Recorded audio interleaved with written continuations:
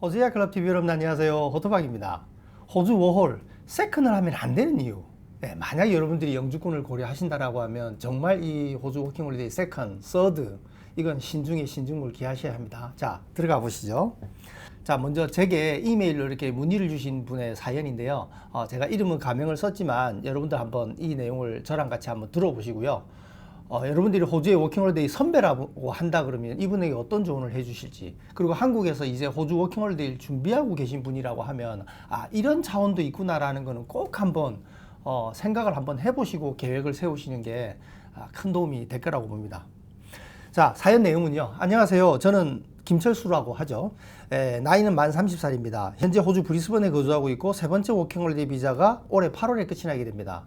이분이 중간에 408 비자라고 하는 그 팬데믹 비자가 있거든요. 그 비자를 한 번 더 코로나 때 쓰셨기 때문에 서드 비자인데 호주에서 4년을 이제 거주하게 된 거예요. 6월 초에 잠시 한국을 다녀올 계획이고 다시 호주로 돌아와서 영주권 유학을 하려고 결심했습니다. 지난 호주에서의 그 4년 시간이 영주권 유학에 도전하게 된 그 어떤 결심 계기가 되겠죠. 한국에서는 특성화고를 졸업하고 바로 건설회사 회계부서에 입사했고 4년 일을 하고 카페 일을 2년 하다가 호주에 왔었습니다. 그러니까 20대 중반에 오셔서 20대 후반을 이제 다 호주에서 이제 보내신 거네, 그죠? 실제로 영어 시험을 보지는 않았지만 이번에 해본 모의고사 결과는 5점 정도, IELTS 말하는 겁니다. 5점 정도 나왔지만 정말 열심히 할 자신이 있습니다. 현재 자금은 6만 불 초반입니다. 이분의 사연을 제가 다 모두 여러분들에게 공유할 수는 없지만 이제 개인 상황이 있으시니까요. 근데 정말 제가 봐도 참 꼼꼼하게 성실하게 또 어느 정도 자기 절제도 해가면서 성실하게 이렇게 자금을 모으신 거예요. 이 정도 영어 수준으로 이렇게 매년 뭐 물론 첫 해는 좀 적은 돈이고 또 해로 가면 갈수록 호주에서 경험치들이 좀 쌓이고 또 요령이 쌓이고 또 잡을 찾는 어떤 뭐 스킬이라고 할까요? 그런 것들이 쌓이다 보니까 3년차, 4년차 때는 1년차, 2년차 때부터 조금 더 자금을 세이브할 수도 있고 하긴 합니다. 그래도 뭐 평균 1년에 15,000불 정도 모았으니까 이건 사실 잘 모으신 거거든요. 그리고 매번 비자 연장할 때마다 또 비용도 들어가고 또 중간에 한국도 한번 갔다 오시고 뭐 이런 비용들 감안해서 이 정도 모았다는 거는 참 성실하게 잘 자금을 모아 오셨다 이렇게 볼 수가 있는데, 자, 호토바기가 보는 관점에서는 이 6만 불에 대한 크기가 4년이라는 시간 크기와 비교를 해 보셔야 됩니다. 이거는 어떤 것이 더 중요하다 이렇게 할 수가 없는 거고요. 우리 다 개인이 처한 상황이 있잖아요. 어떤 분에게는 그 4년이라는 시간을 투자해서 이 6만 불이라는 돈이 정말 값어치 있을 수 있고, 또 어떤 분에게는 이 6만 불의 크기보다는 4년이라는 시간이 훨씬 더 중요하게 작용할 수도 있습니다. 근데 더더욱 제가 이제 안타까운 것은 이게 다 20대라는 겁니다. 워킹홀리데이 비자는 30이 넘으면 안 되니까요. 그러니까 20대는 어찌 보면 30대, 40대, 50대의 삶을 결정지을 수 있는 아주 중요한 시기가 될 수 있거든요. 과연 이 시기에 워킹홀리데이 세컨, 서드까지 연장하면서 호주에서 이 보냈던 이 시간이 6만 불하고 이게 저지를 했을 때 정말 값어치 있는 건가? 이거는 여러분들 각자 개개인의 상황은 다르기 때문에 고민해 보셔야 되거든요. 자, 학교를 가려고 과를 알아보는데 이제 영주권 유학에 도전할 결심이 섰으니까요. 제가 해왔던 일, 이분은 정말 뭐 제가 대충 봐도 6, 7가지가 넘더라고요. 지난 4년 동안 호주에서 했던 다양한 뭐 이런 일의 종류들이요. 업체는 훨씬 더 많고요. 일의 어떤 종류들이 한 6, 7개는 되는데 제가 해왔던 일 말고 간호학과에 가고 싶은데 현실적으로 간호학과를 선택해도 되는지 궁금합니다. 자, 호주에 있는 수많은 워킹홀리데이 선배분들, 지금 현재 세컨이나 서드로 있는 선배분들이 이분에게 어떤 조언을 해주시겠어요? 혹은 한국에서 호주 워킹홀리데이 준비하려고 계시는 여러분들은 이분에게 어떤 조언을, 어떤 방향이 맞을 것 같다라고 이렇게 이야기를 한번 해주고 싶으세요. 자, 호토바기가 이분에게는 어떤 조언을 줄 수 있을까요? 자, 세부적으로 한번 볼게요. 자, 먼저 여러분들께서 이 워킹홀리데이 비자라는 것은 본질적으로 여러분을 위한 비자 아닙니다. 호주 정부를 위한 비자입니다. 그 본질을 이해하셔야 돼요. 그 본질을 이해하시고 여러분들이 이 워킹홀리데이에 접근을 하셔야 됩니다. 자, 그 이유는요. 여러분들이 워킹홀리데이 비자를 가지고 호주에 오는 이유가 뭐죠? 워킹이잖아요. 물론 다양한 경험을 쌓아보겠다. 그리고 호주에 가서 또 영어를 좀 더 성장시키겠다. 물론 이런 계획도 있습니다. 그러나 그 1번, 그 첫 번째 목적은 거의 대부분은 자금일 겁니다. 돈일 겁니다. 그죠? 워킹. 예, 거기에는 돈이 따라오는 거니까요. 그래서 이 자금, 내가 앞으로 어떤 계획을 하기 위해서 이 자금은 뭐 우리 인생에서 너무나 중요한 거잖아요. 그죠? 예, 자금 없이 할 수 있는 일들이 많지 않으니까. 그죠? 예, 그래서 이 자금, 그래서 이 워킹을 하려면 비자가 있어야 되잖아요. 아무리 그 사람이 뛰어난 능력이 있다, 기술이 있다, 일할 수 있는 비자가 없으면 안 되는 거잖아요. 아무리 그 사람이 영어가 뭐 출중하다, 예, 일할 수 있는 비자가 있어야 일을 할 거 아니에요. 그래야 워킹이 되는 거 아니에요. 그죠? 그런데 한국 사람으로서 가장 손쉽게 일할 수 있는 비자를 확보하는 게 바로 이 워킹 할리데이 비자입니다. 여기에 이제 함정이 있는 거예요. 거기다가 서드, 뭐 세컨, 서드까지 이렇게 하게 되면요. 자, 먼저 이 워킹 홀리데이 비자는 크게 두 가지가 있거든요. 417 비자라는 게 있고 462 비자라는 게 있습니다. 462 비자도 워크 앤 홀리데이 비자인데 이거는 훨씬 더 조건이 까다로워요. 그 나라의 정부의 허가도 받아야 되고요. 장고 증명도 해야 되고 기본 영어 수준도 돼야 발급받을 수 있는 그런 비자인데 다행히 한국은 여기에 속하지 않고 일종의 뭐 특혜성이라고 볼 수도 있는데 417 카테고리에 들어가는 정말 몇 안 되는 19개 나라한테만 주는 특혜성 비자거든요. 여기서 보면 다 유럽 국가들 뭐 북미 쪽이잖아요. 네. 뭐 아시아 쪽 해봐야 한국, 일본, 대만, 홍콩 정도거든요. 나머지 다 유럽 국가들이에요. 여기에 파란색 뭐 캐나다, 덴마크, 프랑스 이런 나라들은 또 35세까지 워킹 홀리데이 비자를 받을 수가 있어요. 그런데 여러분들이 이 417 비자로 1년 정도 경험을 하고 한국이 아닌 또 다른 문화권, 다른 환경에서 나를 한번 내던져 보고 내가 거기에서 어떤 성장, 내 스스로가 어떤 성장해 가는 꼭 그게 금전이랑 뭐 이런 게 아니더라도 그 1년은 값어치 있게 쓸 수 있다고 봅니다. 예, 저도 거기는 정말 그런 도전하는 친구들한테는 박수를 보내고 싶어요. 그런데 왜 세컨, 서드에 함정이 있냐면요. 먼저 세컨을 하려면 네, 여러분들 잘 아시는 88일 동안 네, 여기 한번 보십시오. 예, 식물 재배, 가축 사육, 네, 농어촌 지역에서 뭐 일을 하고 그죠? 예, 뭐 나무 뭐 벌목하는 거, 뭐 광산 지역, 건설 현장. 근데 전부 리저널 지역이에요. 예, 도심에서 하지 말라는 거죠.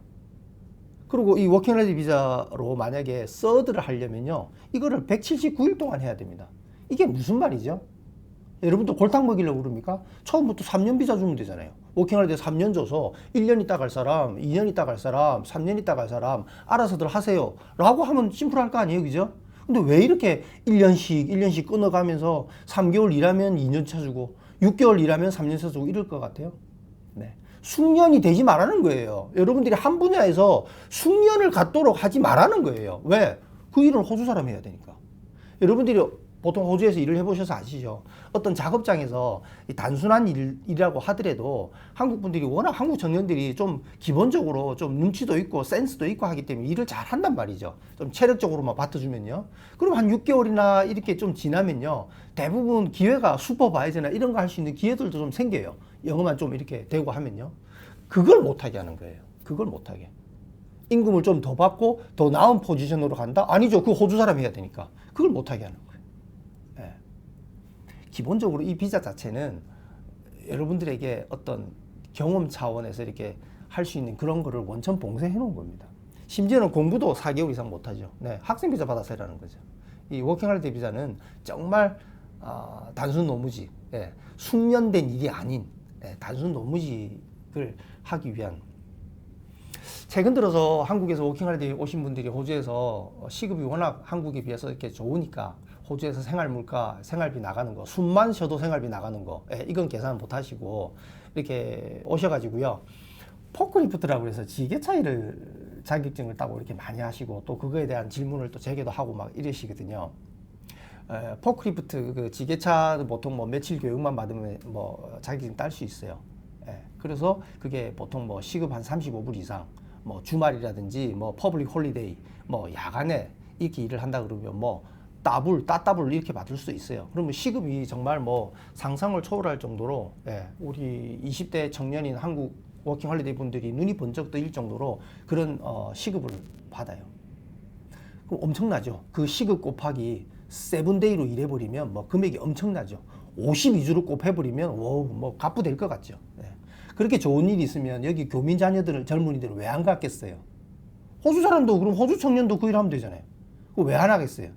예. 거기다가 자꾸 세븐데이를 곱하고 52주를 곱하시면 안 됩니다. 사람이 기계가 아니잖아요. 내가 뭐 한 4주 정도 바짝 뭐 혹은 오케이 한 석 달 정도 바짝 내가 안 쉬고 일할 수 있다. 그럴 수 있겠죠. 체력이 되면. 1년을 그렇게 할 수는 없잖아요. 세컨, 서드까지 계속 그렇게 곱해가지고 내가 수입을 이렇게 할 것이다. 그렇게 계산할 수는 없는 거잖아요. 숙련을 못하게 한다니까요. 이 기본적으로 이 비자 자체가 숙련을 못하게 해놨다니까요. 근데 이 비자를 가지고 여러분들이 나중에 한국에 돌아가서 어떤 경험치를 쌓을 수 있는, 한국에서 이렇게 활용할 수 있는 그런 경험치를 쌓기가 대단히 어려운 비자입니다. 구조적으로. 한국에 가서 여러분들이 포크리프트 지게차를 하실 게 아니라면요. 그리고 한국에 가서 뭐 동물 사육하고 뭐 가축 관련 뭐 이런 일을 한다든지 뭐 농장에서 일을 하든지 뭐 그런 소수의 또 적성이 맞으셔서 가시는 분도 있겠죠. 그런 분들은 또 제 이야기하고는 좀 별개입니다. 근데 대부분은 한국에 돌아가셔서는 하고 사는 일들이 이런 일하고는 좀 다를 겁니다. 그러니까 여러분들이 실제로 한국에 돌아가셔가지고요, 호주에서 뭐 세컨까지 서드까지 쓰고 한 3년 플러스 알파까지 이렇게 시간을 보내고 돌아가셔서 한국에 또 돌아가셔서 이제 어떤 또 취업을 하든지 해야 될 거 아닙니까? 대부분 이 호주에서 했던 경험들 여러분들 이력서에 쓰기 조금 난해해요. 네. 이력서에 쓰는 게 이게 2점일까? 2점이 아닐까? 네. 여러분들 아마 워킹홀리데이를 경험하고 한국에 돌아가신 분들 아마 상당 부분 공감을 하실 겁니다. 자, 지금부터 제가 이 2장의 PPT를 보여드릴 텐데 이 PPT만큼은요, 여러분들이 호주에 워킹홀리데이 도전하시는 분은 꼭 좀 캡처하셔가지고 본인을 거기 대입시켜가지고 비교를 한번 해보세요. 자, 처음에 이 김철수라는 분 사연으로 돌아가서 이분이 호주에서 4년을 보냈어요. 그 팬데믹 비자까지. 그리고 이제 간호라는 결심을 하게 됐어요. 제가 볼 때는 이미 30살이고 영어가 호주에서 그렇게 4년을, 물론 이분이 영어를 많이 쓰는 일을 하지는 않으셨어요. 그렇다 하더라도 4년을 보내고 난 다음에도 받을 수 있는 게 모의고사지만 5점의 IELTS라고 하면 제가 볼 때는 간호를 입학하기 위한 7점까지는 불가능할 수도 있다고 보거든요. 뭐 앞으로 얼마나 노력하느냐에 따라서 가능할 수도 있겠지만 저는 안 나올 그 점수 영원히 안 나올 거라는 거에 한 표를 찍고 싶어요. 어쨌든 자, 개개인의 조건은 다 다르니까 여러분들 각자가 여기에 한번 이제 여러분들 자신을 한번 대입을 해보세요. 자, A가 이분의 케이스입니다. 자, 4년간 호주에서 워킹홀리데이를 보냈죠. 그리고 다양한 경험들도 했고, 그리고 또 아까 그 6만 불이라는 돈을 또 모으셨죠, 그죠? 그런 다음에 자, 이분이 정말 천신만고 끝에 영어 점수를 확보해가지고 간호학과를 들어갔다고 보십시오. 자, 그럼 3년간 간호를 공부를 하죠. 그리고 간호 졸업하면 뭐 요즘 추세로는 한 대략 한 뭐 아프라 등록, 간호사 등록을 하고 엠막에 또 기술심사를 통과한 다음에 한 1년 차쯤 지났을 때 손에 영주권을 쥐게 됩니다. 특별하게 뭐 나이에 어디 핸디캡이 있거나 뭐 지역 선정을 좀 잘못해서 뭐 그런 게 아니라고 하면 대부분은 1년쯤 지나는 그 시점 어딘가에서 영주권을 받게 될 겁니다. 자, 그런데 B를 한번 보십시오. 만약에 이분이 간호 공부를 먼저 시작했다고 한번 생각해 보십시오. 자, 간호 3년을 합니다. 그리고 졸업한 다음에 또 똑같이 간호 졸업하고 한 1년 차 남짓 지났을 때 영주권을 손에 쥘 겁니다. 앞에 워킹홀리데이로 4년 있었던 사람은 영주권을 더 빨리 받는다. 그런 거 아닙니다. 간호사로서 영주권을 받는 거기 때문에 결국은 간호 공부 끝난 다음부터 스텝을 밟아가는 거거든요. 자, B 같은 경우 역시 3년 지나서 1년쯤 지나는 어딘가에서 영주권을 받겠죠. 그리고 A가 영주권을 받을 그 시점, A가 간호학을 졸업할 그 시점쯤 되면 B는 어떻게 되죠? 간호사로서 4년 경력이잖아요. 자, 그러면 A가 간호 공부하기 전에 워킹 할리데이랑 팬데믹 비자로 보냈던 그 4년 동안에 아까 6만 불 정도 모았다 그랬잖아요. 그것도 이분 성실하게 잘 모으신 거예요. 자, B는 어떻게 되죠? A하고 비교할 수가 없어요. 작은 면에서. 자, 경험은 자, 간호사 4년 경험이 5월 4년 경험보다 더 의미가 있다? 그건 뭐 개인이 또 생각하는 거니까 꼭 그렇게 볼 수도 없죠. 뭐 간호사로 앞으로 나아가실 분은 또 간호사 경험이 더 값지다고 하겠지만 이걸 우리가 무조건적으로 간호사 경험이 더 값지다 이렇게 할 수는 없잖아요. 근데 처음에 여러분들이 워킹 할리데이를 비자를 가지고 호주 오셨을 때 돈이라는 거를 생각 안 하셨지 않잖아요. 내가 뭔가를 좀 돈을 조금 목돈을 좀 만들어 보겠다 이 생각이 있었잖아요. 그죠? 자, 그러면 A가 4년 동안 5호라고 팬데믹 비자로 모을 수 있던 그 돈의 크기랑 B가 간호 공부를 끝마치고 4년 동안 호주에서 간호사로서 일하면서 모을 수 있었던 그 돈이랑 너무너무 큰 차이예요. 너무너무 큰 차이예요. 더 큰 차이는 뭔지 아세요? 네. A가 영주권 받을 쯤, 즉 간호 1년 차쯤 됐을 때 B는 어떻게 되죠? 네. 간호 5년 차잖아요. 이건 벌써 이제 출발이 너무 달라지는 거예요. 호주에 왔던 시점은 같은데 출발이 너무 달라지는 거예요. 자, 간호 공부 말고요. 여러분들 또 많이 관심 있으시죠? 요리를 한번 보십시오. 자, 요리로 마찬가지로 또 이분이 뭐 워킹홀리데이 비자로 뭐 한 3년 남짓 또 앞에 지내셨다고 봐요. 그러면 3년 동안 이분이 내가 요리에 관심이 있으니까 실제로 또 카페, 레스토랑 같은 데서 일하실 수도 있죠. 근데 세컨, 서드를 연장을 했어야 됐기 때문에 계속 호스피탈리티 계통의 레스토랑, 카페에서만 일을 하기는 힘드셨을 거예요. 뭐 또 육가공 공장에도 가시고 또 일반 뭐 농장 쪽에도 가시고 이렇게 하실 거란 말이에요. 그래서 이 3년 이상 되는 5월 시점에 내가 주방에서 경력을 쌓았다 해도 온전히 주방 경력은 주방에서 다 그 시간을 보내지는 않았겠죠. 그리고 요리 공부를 합니다. 그리고 이제 요리 공부 2년이 끝나고 이제 스텝을 밟아가지고 그죠. 점수제 이민이냐 취업 이민이냐에 따라서 뭐 총 기간이 또 개인마다 뭐 영어 조건, 나이 조건에 따라 다르겠지만 어쨌든 뭐 이거는 또 1년 가지고는 좀 그렇고요. 기술 심사로 통과하는 데만 해도 1년 이상 필요하니까 그렇게 해서 뭐 2년 차, 3년 차 되는 어느 시점쯤에 이제 영주권을 받겠죠. 자, 그럼 B를 한번 보십시오. 자, 처음부터 그냥 요리 공부했습니다. 그리고 주방으로 들어가서 경력을 쌓습니다. 3년간 경력을 쌓았겠죠. 그리고 이 사람이 영주권을 받는 시점쯤 되면 어떻게 되죠? 네. A가 요리 공부하기 전에 보냈던 그 시간만큼 B가 영주권을 일찍 받게 됩니다. 같은 논리로 따지면요. 아니지요. A는 요리 공부하기 전에 이미 주방에서 경력을 쌓았기 때문에 요리 졸업하자마자 이 사람은 이미 셰프 경력이 빵빵하지 않습니까? 아닙니다. 주방 경력이지 셰프 경력이 아닙니다. 여러분들 이거 착각하시면 안 돼요. 여러분들이 주방에 요리 전혀 뭐 집에서 라면 끓여 먹는 거 말고 내가 요리 학교에서 요리를 배우거나 이런 게 없는 사람이 주방에 처음 들어가면 그건 주방 경력이지 그 사람이 셰프가 아니잖아요. 뭐 키친핸드를 하든 뭐 어시스턴트를 하든 이렇게 나가겠죠. 그리고 어느 시점쯤에 가서 비로소 이제 셰프로 칭하는 어떤 그런 기준점이 있겠죠. 그 보통 한 3년 정도 보셔야 됩니다. 3년 정도 보셔야 돼요. 그러니까 이분이 요리 공부하기 전 이 경력은 셰프 경력으로 보기는 어려워요. 그러나 다양한 주방 경력이 있으니까 요리 2년 공부하는 데는 도움은 좀 되겠죠. 그런데 요리 공부 해보시면 아시잖아요. 요리 공부 자체가 어려워서 못 따라가고 뭐 이런 건 아니에요. 자기가 적성에 맞는지 관심이 있는지 이런 차이지. 정말 이 앞에 간호라든지 이 요리 학업을 하기 전에 내가 경험을 좀 쌓고자 했다라고 하면 아까도 제가 말씀드린 그냥 워킹할 때 1년만 쓰시라니까. 1년만. 2년, 3년까지 뭐 팬데믹 비자까지 이렇게 하지 마시고 1년 정도만 경험을 쌓거나 혹은 어학연수 있잖아요. 학생 비자.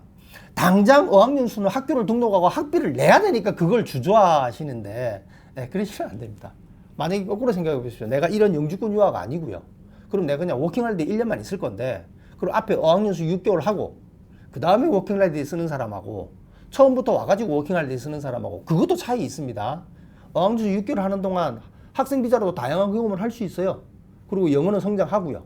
그런 다음에 이 사람이 풀타임 일할 수 있는 영어가 성장한 다음에 풀타임 일할 수 있는 워킹홀리데이 비자를 증거하고 그냥 처음에 바로 왔을 때 하고 차이가 있잖아요. 그래서 이 도표를 여러분들이 좀 잘 머릿속에 이렇게 두시고 있잖아요. 네, 여러분들이 계획을 세우시는 게 정말 필요하다. 특히 자금 측면에서 워킹, 즉 일해서 돈을 벌겠다는 그 자금 계획에서도 절대 워킹홀리데이를 수년 쓰는 거는 좋은 건 아니다. 이렇게 말씀드리고 싶어요. 자, 호토바기 조건. 5홀보다는 학생 비자가 경험뿐만 아니라 돈에도 유리하다. 학업을 하고 그 다음에 어떤 경력 쌓아 나가는 것이 경험 측면에서도 유리하고 자금 측면에서도 결국 유리하다. 학위 이후의 경력이 경력 점수에 들어간다. 보통 이렇습니다. 내가 학위를 마친 다음에 이민법에서는요. 그 다음에 경력을 쌓은 것이 보통 이제 호주에서 이민을 할 때 경력 점수에 이렇게 산입이 됩니다. 학업 전에 했던 경우는 대부분 점수로 치기 어려워요. 5홀 경력은 영주권과 무관하다. 거의 대부분 무관합니다. 영주권에 보탬이 될 수는 없어요. 필요하면 5홀은 쓰되 가능하면 1년으로 끝내는 것이 여러분들의 그 젊은 날 20대를 보내는데 훨씬 더 유익하지 않을까 이런 생각이 듭니다. 자, 오해는 마십시오. 만약에 워킹홀리데이로 세컨, 서드까지 연장해서 한국에 돌아가서 그동안 내가 모았던 돈으로 한국에 복학해서 한국 대학을 다시 다녀야 된다든지 아니면 한국에 여러 가지 가족의 어떤 어려운 상황이 있어서 내가 그래도 이렇게 자금을 좀 모아서 한국의 가족들의 좀 서포트를 해야 된다든지 이런 분들은 조금 예외입니다. 네, 그런 분들은 또 그만큼 그분들에게는 이 자금이 그만큼 또 귀중하니까 돈이라는 거는 똑같은 6만 불의 크기가 모두에게 똑같이 대입되는 건 아니잖아요. 그래서 뭐 오해는 없으시기 바라고요. 가능하면 여러분들이 뭐 부모님의 조금 서포트를 받아서 학업을 할 수 있는 여건이다 그러면 5홀 비자는 좀 뒤로 쓰거나 1년만 쓰시고 여러분들이 원했던 그 학업을 하고 호주에서 뭐 영주권까지 가면 좋고요. 졸업 비자라는 게 있잖아요. 그걸 활용해서 호주에서 그 전공 분야 전공을 살려서 경험을 쌓고 한국에 돌아가는 것이 훨씬 더 유익하지 않나 이런 생각을 전해드립니다. 이상 이 영상이 도움이 되셨길 바라고요. 좋아요, 구독 부탁합니다. 감사합니다.